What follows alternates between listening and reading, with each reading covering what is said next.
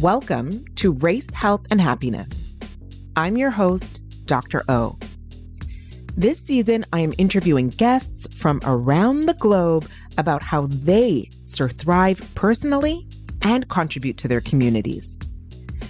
In the last two episodes, I interviewed guests from the United States, and in this episode, we round off our American tour with Bamby Salcedo, the president and CEO of the TransLatin Coalition. I would strongly suggest also checking out our previous episode with Dr. Lulu, who is a physician, a Black queer woman, and the mother of a transgender child. I think that episode will inform and enrich your experience with this episode. All right, let's get to it.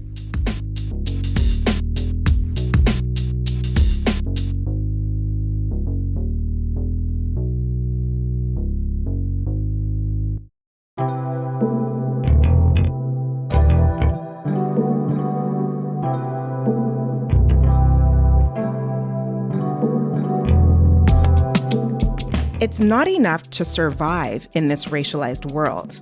We are learning together to thrive. This is Race, Health, and Happiness, and I'm your host, Dr. O. The TransLatin Coalition is an organization of transgender Latina immigrant women. It was formed in 2009 as a way to create voice, visibility, and community for its members across the United States. Focusing on quality of life strategies, this network of trans-Latina immigrant leaders work towards laws for protection, human and civil rights, healthcare, and social and cultural inclusion for their community. Today, we get to hear from TransLatin activist Bamby Salcedo, who is the president and CEO of the TransLatin Coalition. Welcome, Bamby. Thank you so much, Dr. O. I appreciate the opportunity to be present here and, address the beautiful audience that are part of this podcast. Fantastic. Awesome. Thank you. So for this podcast, one of the things that I ask my guests first, right off the bat, is what is your superpower? But I recognize that you are leading a very powerful organization. And so I'm curious about both. So let's start with your organization and then your personal superpower, the gifts that you're bringing to this world. So for the TransLatin Coalition, what would you say is the superpower of the organization? Thank you so much for that question. I don't think I've ever had that question asked. But I am going to say that the TransLatin Coalition is a small but mighty organization.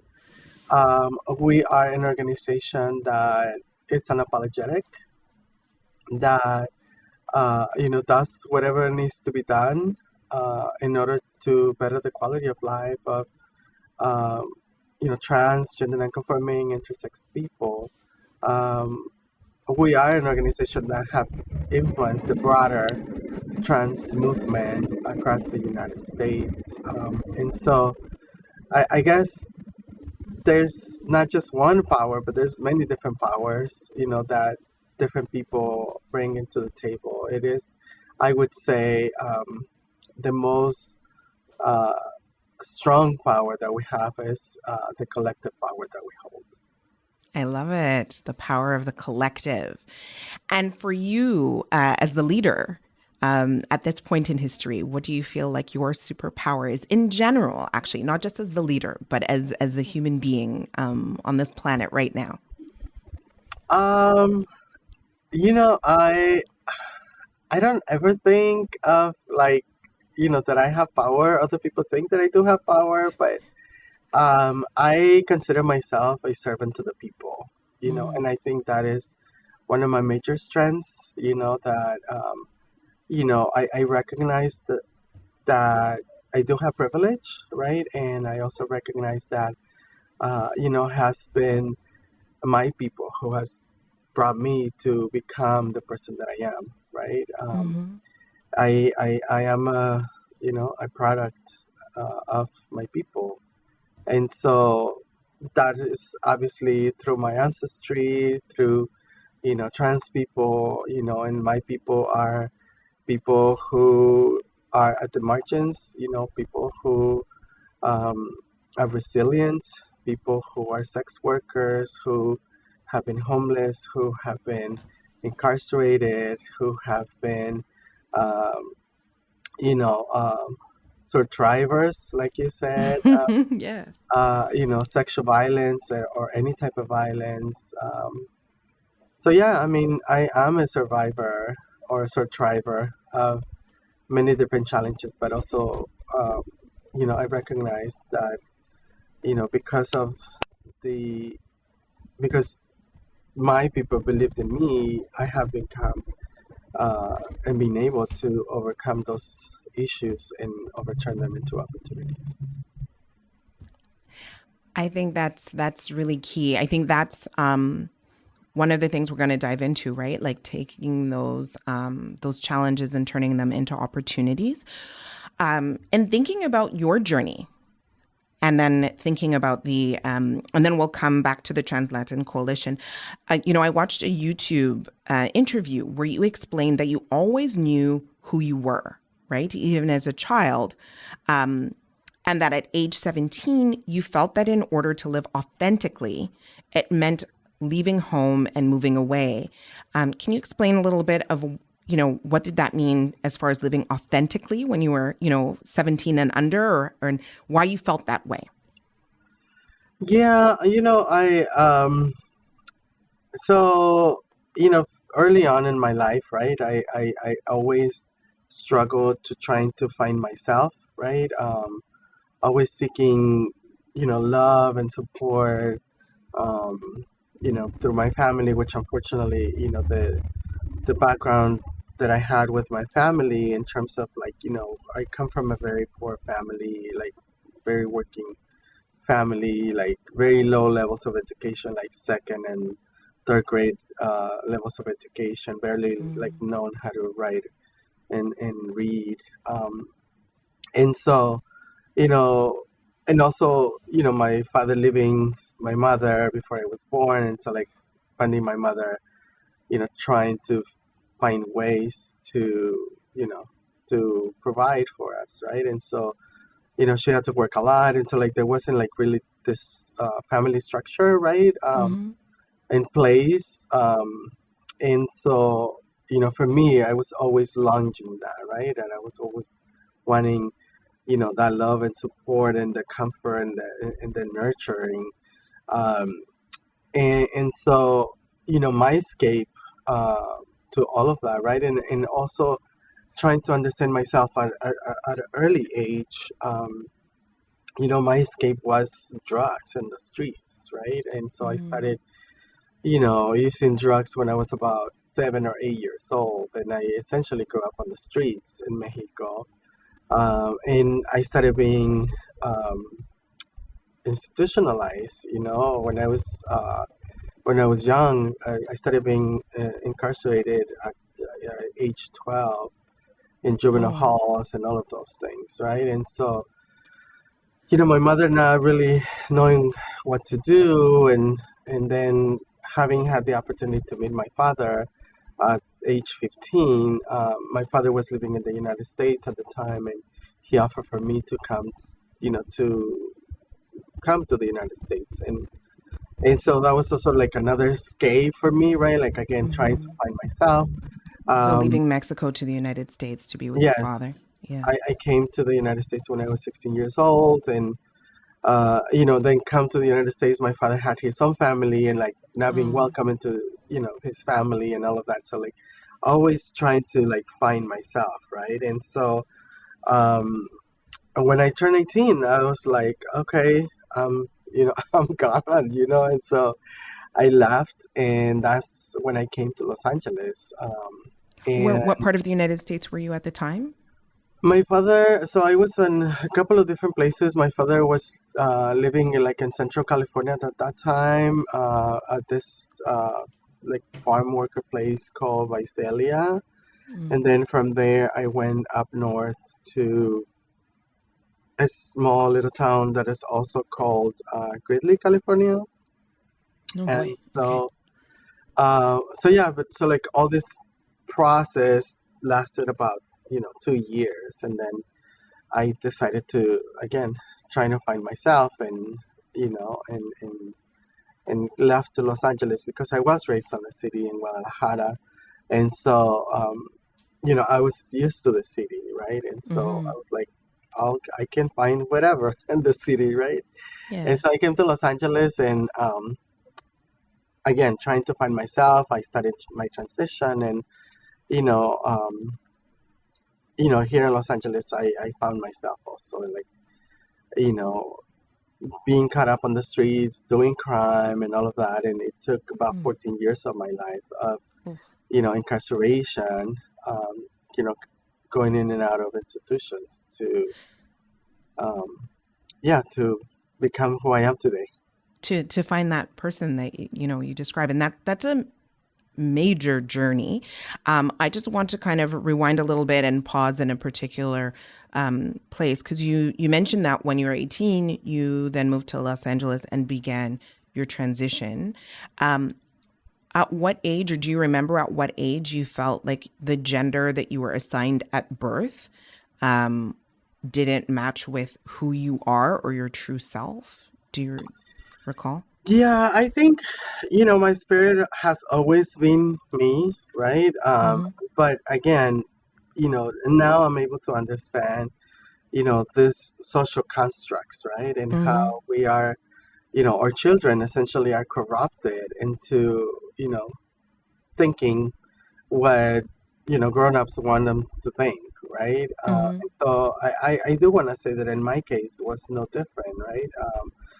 I grew up in Mexico, a very religious place. My mother, very Catholic, brought up Catholic, and and all of that. And so, you know, internally, I knew that there was something that wasn't matching to what I was being told, right? But at the same time, that's what I was told. So that I had to go with that, right? And so, like, creating this confusion for myself, and again, because I didn't have that support that I needed, right, to even or Mm-hmm. even have the ability to even ask questions or even like express like I'm feeling, this. I don't even know what it is, but and so not having that, I think, caused a lot um, a confusion for me, Mm-hmm. which again, what I'm now able to understand is, that in order for me to sort of like try to fill that gap and feel everything that was going on around me, my escape was the streets and drugs and all of those things, right? Like, so, like it was always for me a way to forget um, whatever was going on with me. Right. So if I understand correctly, it's like your spirit is telling you that you're not, like there's a misalignment between what society has said that, at that time you were assigned like a little boy, and feeling that no, it's just your spirit is telling you that you are a girl, you're a woman. Is that, am Yeah, I understanding correctly? Like yeah, of that's the course. tension. Like you're in constant conflict even as a child, right? Like what Hmm. society is saying you have to be and who you feel you are. And so you're on this search and this journey for this, but it seems like it's almost tormenting. Am I correct? And For sure. Again, in that, like I now understand that I always, in my spirit, right? Like I mhm, knew who I was, but then I couldn't be me, right? right, right. And so you know, I had to try to find myself, and part of that was, when I came to Los Angeles, right, Hmm. to be the person who I am externally, right, that Yeah. matched the internally. And so, but with that, there was also a cost, right? And I'm talking about, in the 80s, right? In the 80s, there wasn't no resources or any types of support for people like myself, right? Hmm. The only the only opportunities that we would get in terms of like employment would be I don't know, maybe some people doing like impersonations, but that was about it. And everybody else that I knew, it was on the streets doing sex work, and Mm. so that's where you would find your community. That's where you would find any type of resource that you would need, whether it was housing or something, like we would. Um, we always have been social workers, right? We will always have provided for our own people. Pause. Did y'all catch that? Bamby said that real slick, real calm, but that's a mic drop statement. She said, we have always been the social workers and provided for our own people without the resources for us to do the actual work. That is so powerful. And although I'm not a transgendered woman, I can relate. In fact, any of us from communities who have experienced marginalization and structural oppression should also be able to relate. How many of us, our mothers, aunties, uncles, have played the role of the unofficial social worker, supporting community, showing up, caring for children who are not theirs, helping folks navigate, advocate, or just provide that hug or needed meal within our communities? Yes. Now, I recognize that taking on that role is so much more dangerous, yet crucial within trans communities. But in the spirit of solidarity, resistance, and love, can we have a moment of silence for all the unrecognized, unofficial folks, often lacking the formal training, but still becoming the de facto social workers within our communities? Big up to all those doing it now, and to those, like my own mother, who did it their whole lives and are now with the ancestors. Much respect.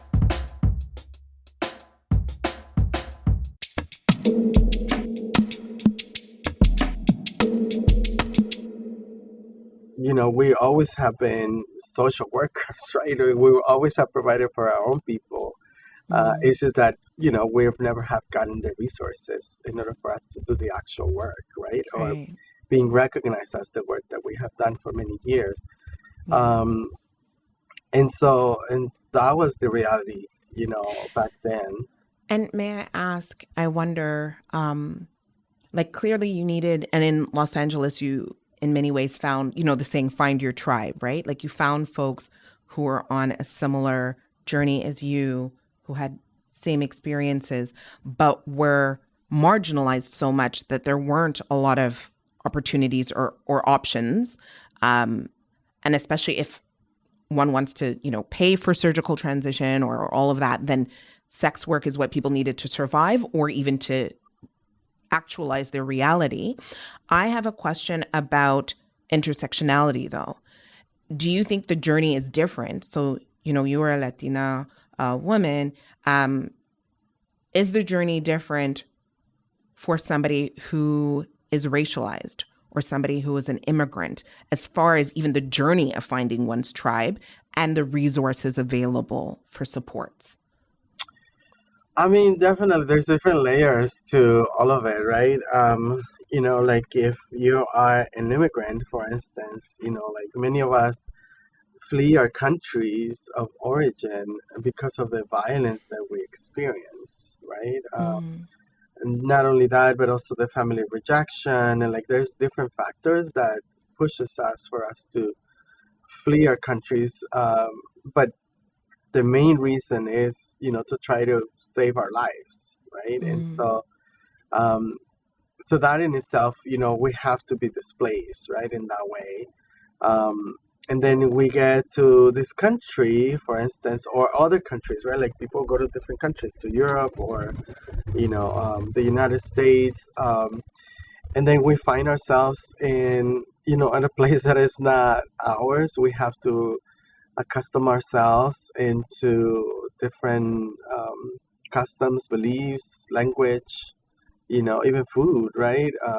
And so um, that's another layer, right? And so, like here in the United States, for instance, right? You know, a lot of times we are also detained, right? And so we are incarcerated. Well, you know, when the only reason that we get incarcerated is because we're trying to save our lives. So what is it? Do we get murdered or do we get incarcerated, right? And so that's oftentimes what happens. And then even through the advocacy efforts that had happened, from organizations like ours and others, trans women are being released, but cases are pending, and they don't have courts until like 2 years from now, and in the meantime they're in limbo, right? And so in some ways we are set up by the system to continue to be a part of this recidivism system, right? That continues to keep us incarcerated, right? Because the system pushes us to engage in the street economy in order for us to survive. And then, what comes with that is obviously criminality, incarceration, and then ended up back in immigration detention, and oftentimes, being incarcerated for many years, or oftentimes even, after being incarcerated for so long, oftentimes we sign our death sentence essentially, right? Like we prefer to just go back so that we don't have to be incarcerated. And so, there's definitely different layers of situations that happen, versus someone who is born here, for instance, right? Like someone who transitions, who is born here, obviously have the ability to have a social security number, and have a little bit more of, resources or support, right? But there are some things that are sort of like universal for the broader trans community, right? Like, whether you're, born here and you speak the language or not, but employment discrimination is, it's a universal thing that it's constant within the trans community. Also, accessibility to healthcare services, it's another thing.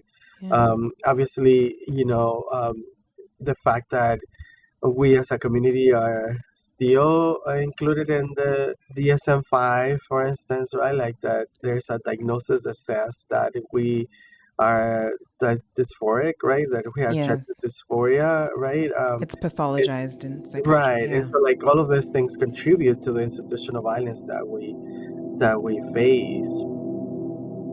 Pause.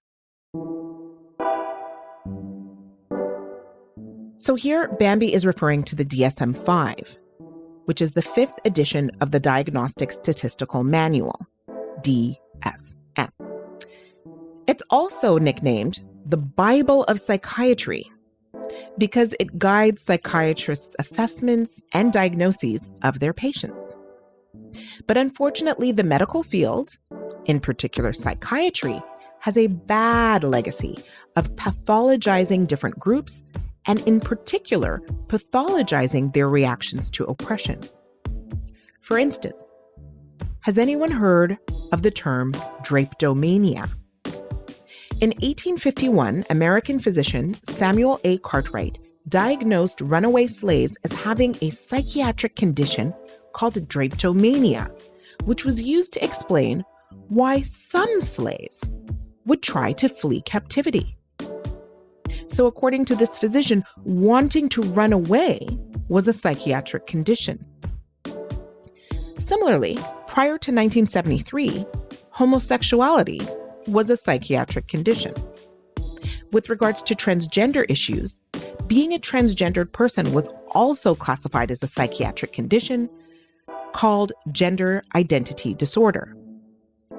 Now, admittedly, since 2013, there has been some progress in this regard. Gender identity disorder was replaced by the term transgender dysphoria. Now, dysphoria basically means distress or discomfort or, like a mild sadness, but not quite to the point of depression. This has been considered progressive because it places the emphasis on the distress rather than a person and making it a disordered identity. But many activists argue that this is not good enough, noting that the root cause of the distress is actually transphobia and the awful way we treat trans people. According to the website TransHub, the distress could be considered through the lens of being a social condition rather than an individual person's medical issue.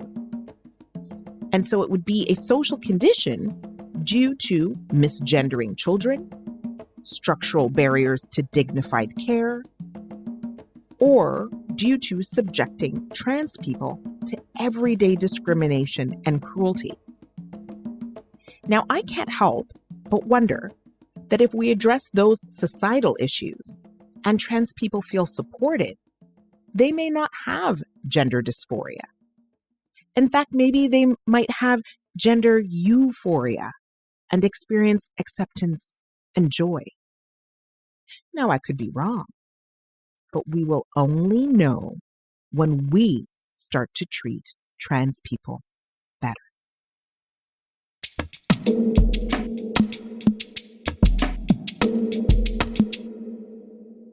Also, accessibility to healthcare services, it's another thing. Yeah. Obviously, the fact that we as a community are still included in the DSM-5, for instance, right? Like that there's a diagnosis that says that we are dysphoric, right? That we have gender dysphoria, right? It's pathologized in psychiatry. Right. Yeah. And so like all of these things contribute to the institutional violence that we face, right? And so again, there's some things that are universal, but there's some things that are unique to particular populations. And each one, I guess, each layer or barrier, makes it that much more challenging. Like, I know, the statistics, particularly, I think we know for like Black trans women, there's a high murder rate. We know for trans folk in general, especially trans youth, there's high suicide rates. And recent studies also that have come out recently showing that for trans folk overall, even if it's not an issue of suicide or homicide or something like that, there's still a lower life expectancy because of just the stigma and the marginalization and everything that you just said. Like basically, you're so marginalized, you can't enter the workforce. You end up doing, sex work or other work that actually puts you at risk of incarceration. And then all of that builds up to, being involved, like you said, in other criminality or other issues that end up impacting people's life expectancy. So I think that's why it's so amazing and so vital that you do this work with the TransLatin Coalition. Can you actually take us back? Because the TransLatin Coalition has not existed forever. Did you notice that there weren't enough social services? Were you there in the earlier days, the origin story, or was it more, others that you've heard from? But how did it come about? Yeah, I do have the privilege to be one of the initiators of the TransLatin Coalition. I don't want to say the initiator because, again, it's a collective effort. Absolutely. Right. We actually started in 2009 simply because of a need, right? In 2009, there was two prominent national trans-led organizations that obviously were doing amazing work, but unfortunately were not including the needs and issues of trans Latina immigrant women at the time. Pause.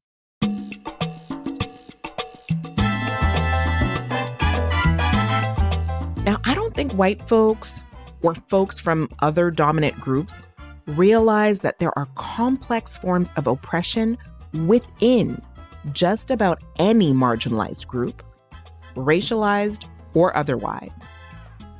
This happens all the time, whether it's white American trans folks not recognizing the needs of Latinx trans folks, or white passing Latinx folks not realizing the needs of Black Afro-Latinx folks. Or, even more complicated than that, sometimes it's the transphobia that exists within LGBTQ2S+ communities. For instance, major heroes like Sylvia Rivera and Marsha P. Johnson, who are Latina and Black trans advocates, respectively. They were at the forefront of the LGBTQ movement, but were shunned and marginalized by mainstream gay rights groups. And I know for a fact that when Marsha P. Johnson was murdered, Black communities did not stand up. I could go on and on with many different examples of this, but the point is, as you pile on the intersection of identities and oppressions, if it is you who's at the center of this, then you become the minority within the minority. And the more vulnerable you become to violence and silence, because no one speaks up for you. The impact can be devastating, frustrating, and lonely, because every human being needs to have a sense of belonging.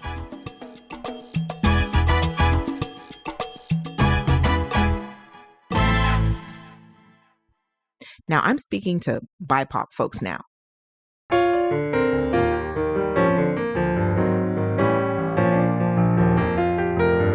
The different forms of discrimination that occur within our communities need to be recognized, and we need to protect and affirm our most vulnerable members, whether it's in the living room, the boardroom, or in the streets. To quote the Black queer poet who is now an ancestor, Audre Lorde, she said, "Without community, there is no liberation. But community must not mean a shedding of our differences, nor the pathetic pretense that these differences do not exist."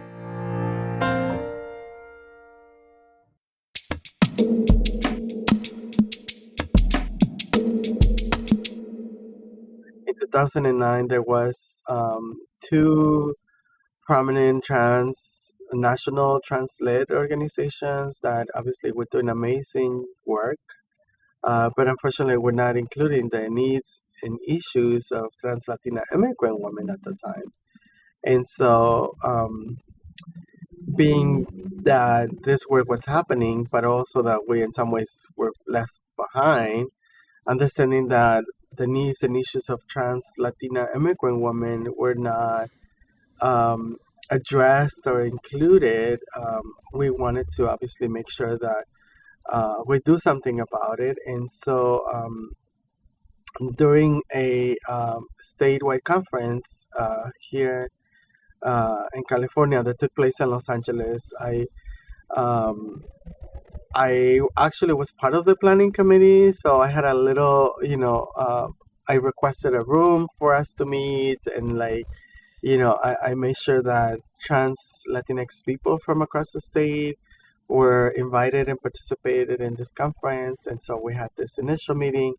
And then, the same year in 2009, I was invited to be a keynote speaker to a national conference. And so as part of my package, I also requested a room within in the conference space for us to host a meeting, and I just printed flyers and posted them everywhere, and just call for a meeting. And I remember there were 32 trans Latinx people in this conference of 5,000 people that came to this initial meeting.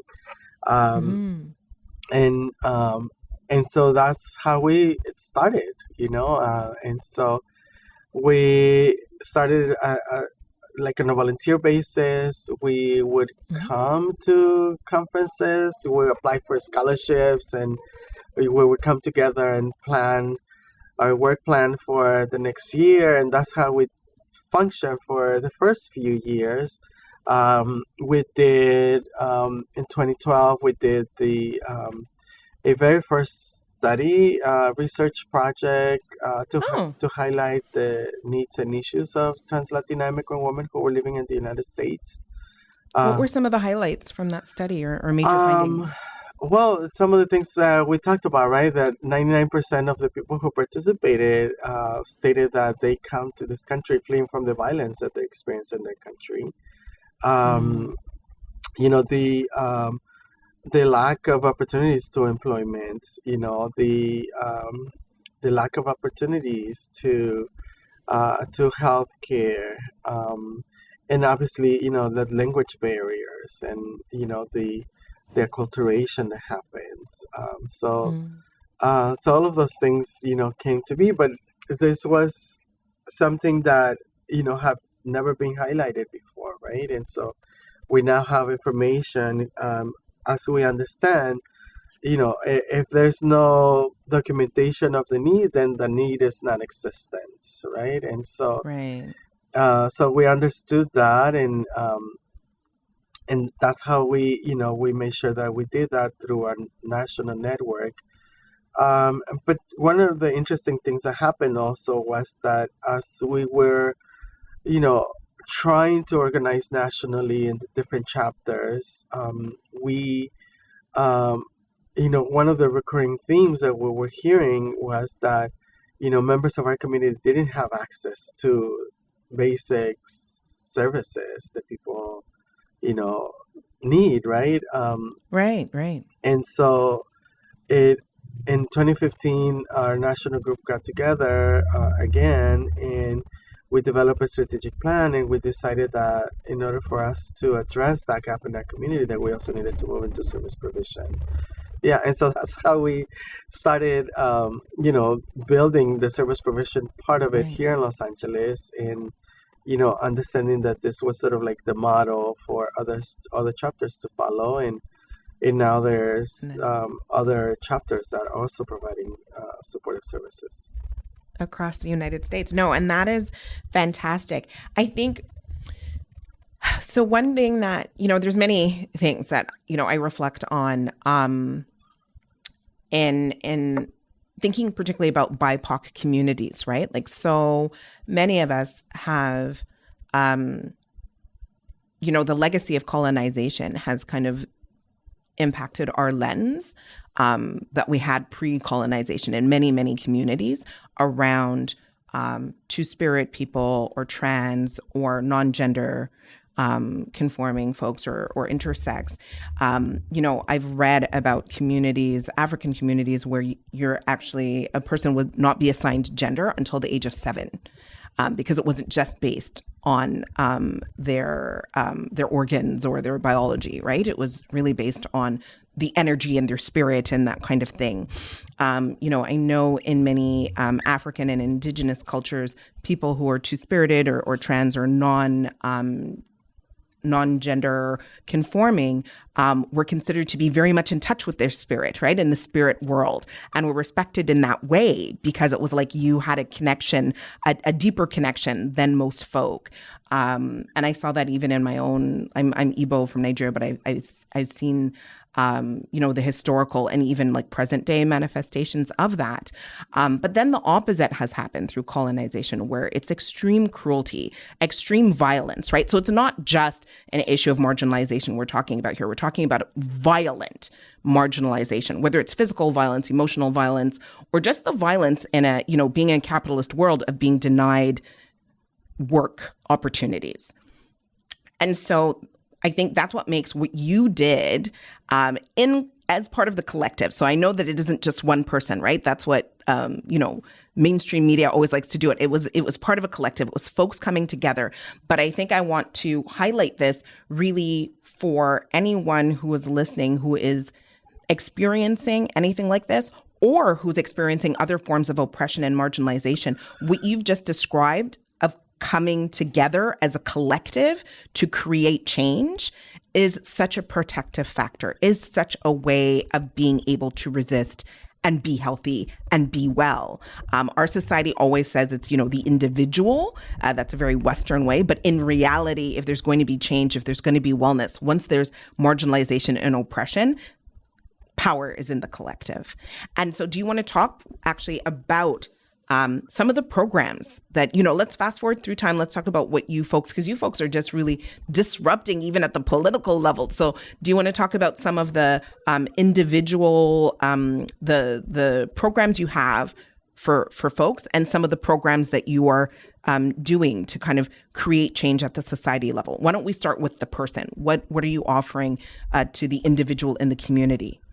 Yeah, well, first, thank you so much for, providing this historical context, right, about,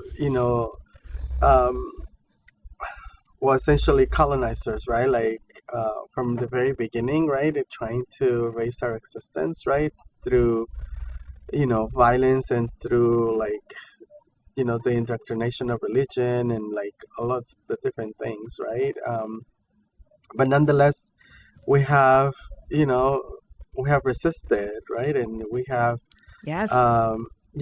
Because we are resilient people, we continue to be here, right? Despite the multiple attempts to raise our existence. And, you also touched about, how, primarily Black trans women are, the primary targets of murders.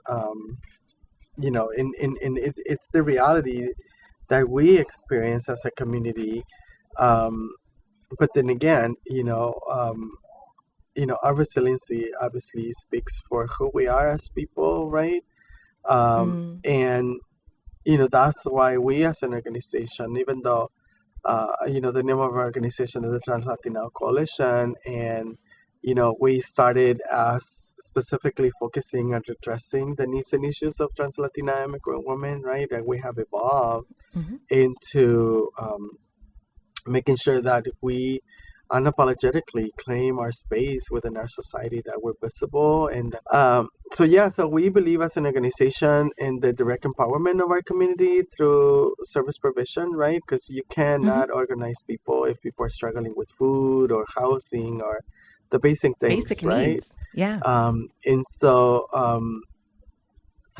we are an organization that functions with those two arms. We support our community directly with those basic needs that people have, but also we disrupt the institutional violence that have marginalized us and oppressed us for many years, right? And so so we influence change in the institutions that continue to marginalize us and oppress us.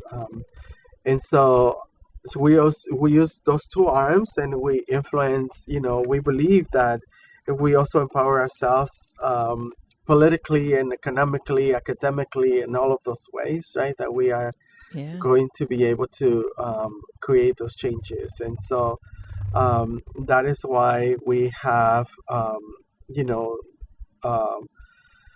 empowerment sessions for our community, right? That's why we... Oh, you have empowerment.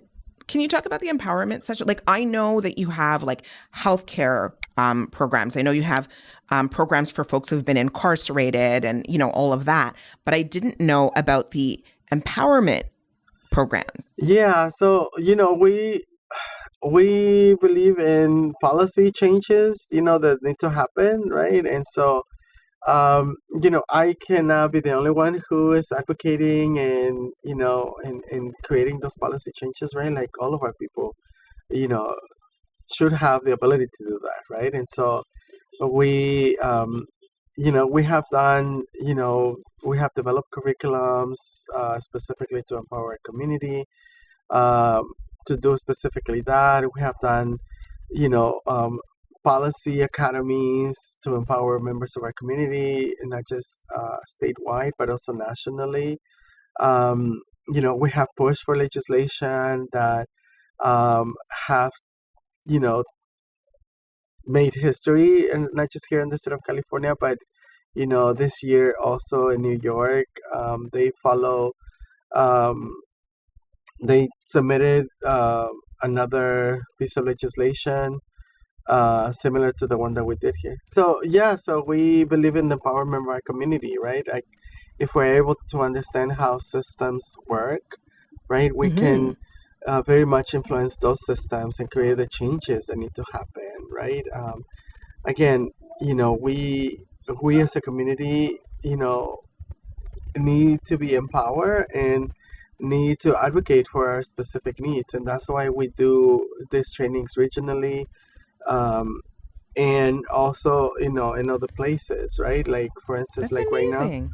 we're doing a training in San Diego and in Orange County, um, for people to be able to advocate at the local level too Wow. with their elected officials, right? Like an understanding how we can influence all of that so that they can get the resources that they need locally.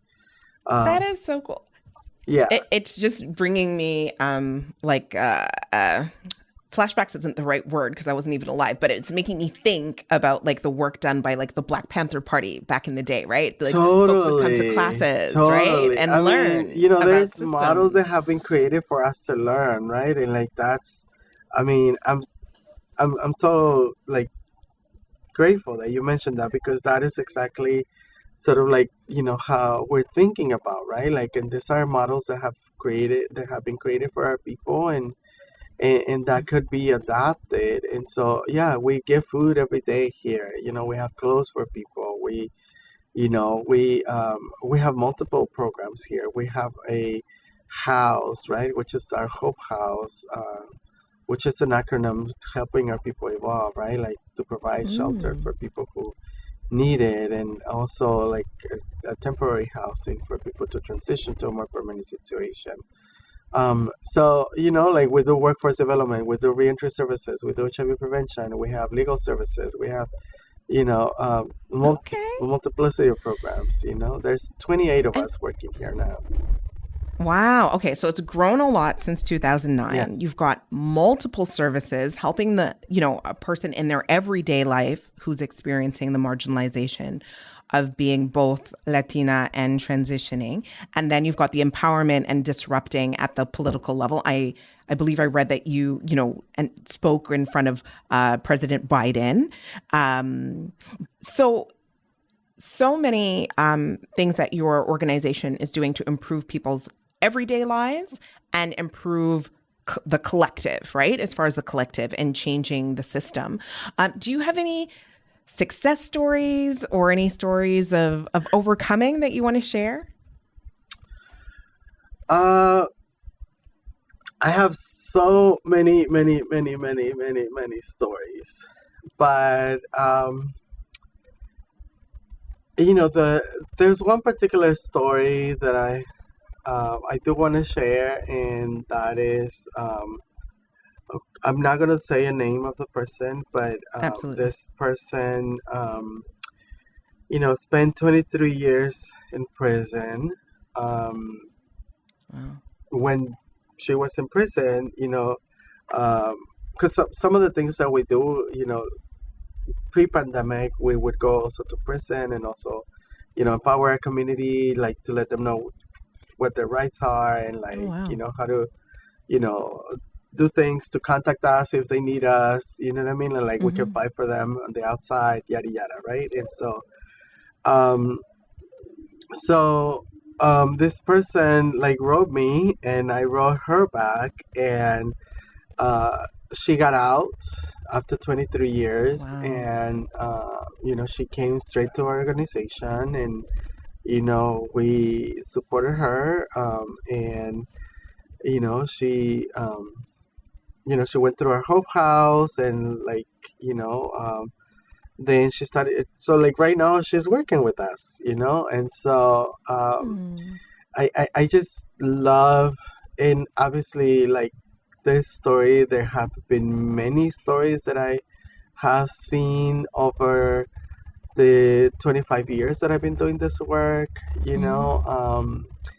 and so when I And get and to may I ask just what type of work is she doing with you?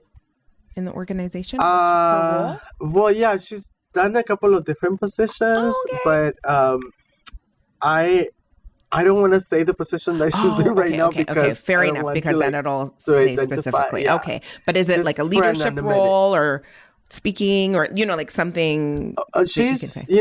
at the forefront here, At the providing forefront. Okay. services like many of So us. inspiring others and For sure, for okay. sure. I just, I believe in anonymity, and Absolutely.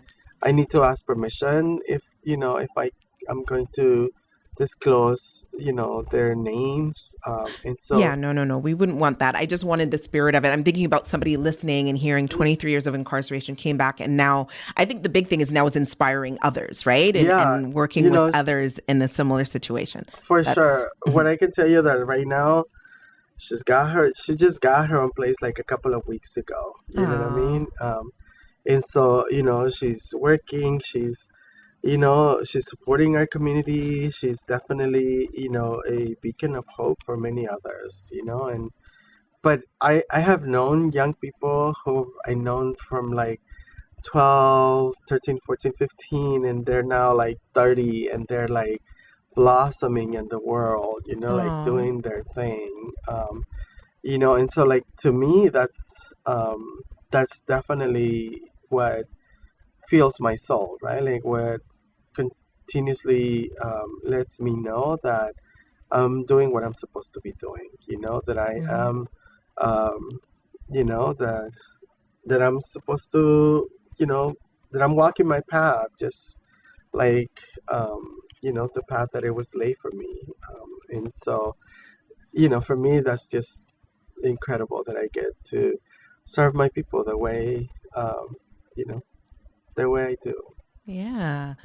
And I understand that it's been a long path for you, and I'm sure a difficult path for many of the folks in the collective and those working in the coalition. But one thing that we always ask is like, what brings you joy? Are there moments of joy at the TransLatin Coalition, or is it joy, when you step away from work? But, what brings you joy, Bamby?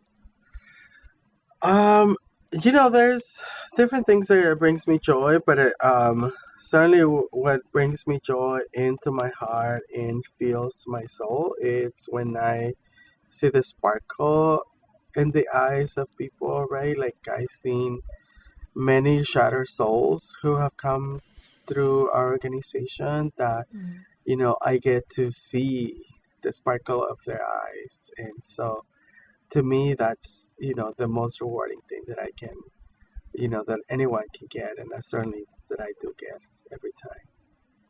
I love that. The sparkle in the eye, the reigniting of hope, I think is such a beautiful thing. So with that, I thank you, Bamby. I thank you for the work that you are doing. I'm a doctor, and I can also just say it's preventive. It is life-saving when we give hope to others and resources and everything that you are doing. And so I want to thank you for the life-saving work that you're doing, and for speaking with me, and for all to hear about the need for this type of work, and for the compassion and love that we have to have for our fellow human beings. So thank you so much, Bamby. Thank you so much for the opportunity to have this conversation with you. I really appreciate the opportunity, and also shout out to the beautiful and amazing listeners who are going to listen to this podcast. And if I can just, do a shameful plug, Yes. Please. No shame, just plug. Yeah. Proud plug, a proud plug. Yeah. Yeah, proud plug. Yes, I'm gonna say that from now on. So thank you. Yeah, I mean, I'm gonna say, please do support the work that the TransLatin Coalition does, but also, don't just support the TransLatin Coalition, right? Like support other translated organizations and groups. There's group that is happening in your localities, and it is important that we elevate trans leadership. So do support, translate groups around you, like contribute in whatever way that you can. It doesn't have to be monetarily necessarily, but, your might and your talents are also welcome, and so and just, continue to uplift the spirits of trans people, that definitely goes a long way. So thank you again so much for the opportunity. Thank you. And in our show notes, we will include information about the TransLatin Coalition, as well as some Canadian resources that are trans-led organizations. So thank you, Bamby. Beautiful. Thank you.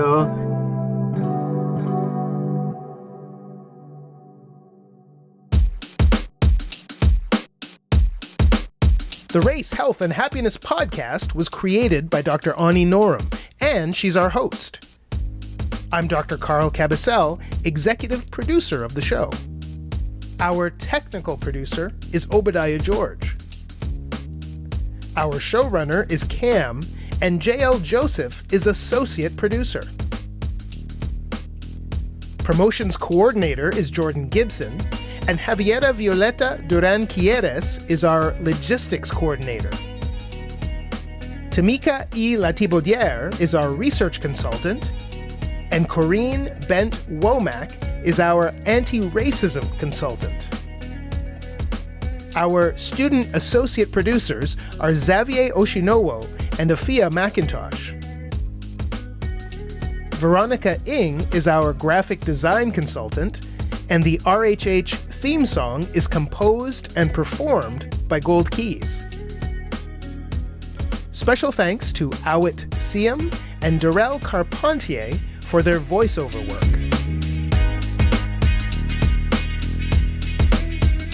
Do you have questions, feedback, ideas to share? We would love to hear from you. You can connect with us on Instagram and Twitter at RaceHealth&Happy, and check out the show notes for research that was referenced in this episode, as well as other bonus material. Our website is RaceHealth&Happiness.com. Thank you for listening to Race, Health, and Happiness, and please subscribe to us anywhere you get your favorite podcasts.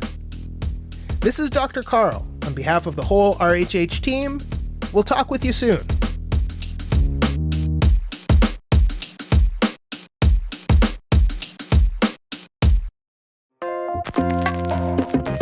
The Race, Health and Happiness podcast is brought to you with help from Toronto Metropolitan University and with support from subscribers and listeners like you.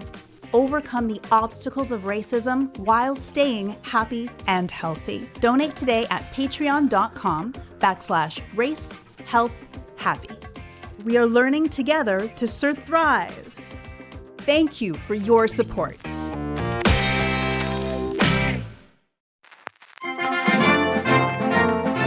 The Race, Health, and Happiness podcast is made better by the skills, knowledge, and creative passion of the journalism students who work right here on the show. These students join us from Toronto Metropolitan University.